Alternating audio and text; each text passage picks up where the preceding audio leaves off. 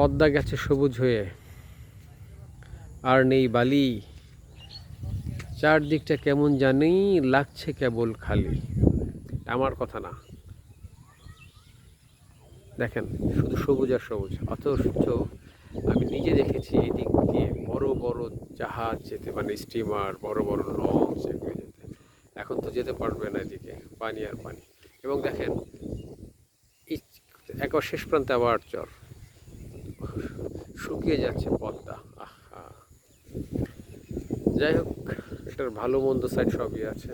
এটা পরিবেশবিদরা বুঝবে। দেখেন পর্দার পারে কর্নারে এই যে পদ্মা, এই পর্দার কর্নারে একটা বিল্ডিং। কি আশায় বাঁধে খেলা ঘর বেদনার বালু চরে, মানে যে কোনো সময় ভেঙে পড়তে পারে বেদনা। বালু, এটা বালুচর। তারপরেও সে একটা খেলা ঘর বেঁধেছে এখানে। চমৎকার না? পদ্মা পাড়ে রমণীরা যাচ্ছে সকালে সিলভারের কলসি নিয়ে। তারা যাচ্ছে, এই তো পানি, এই পানি দিয়েই তাদের মানে রান্না বান্নার কাজ হয়ে যাবে, এই জন্যই তারা যাচ্ছে। পাশেই সারি সারি আছে নৌকা বাঁধা, যারা মাছটা সারা রাত ধরে বাজারে, আজকে হাটের দিনে এলাকায় হাটে বিক্রি করছে। এক অসাধারণ। আর এই যে দেখা যাচ্ছে এক ধরনের,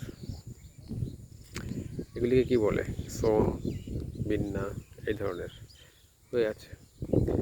আমার মনে হচ্ছে খেয়ে সবচেয়ে বেস্ট হবে গরুর খাবার। তবে হ্যাঁ, প্রত্যেকটা বাড়িতে একটা করে আপনার ছাগল, গরু এগুলি আছে।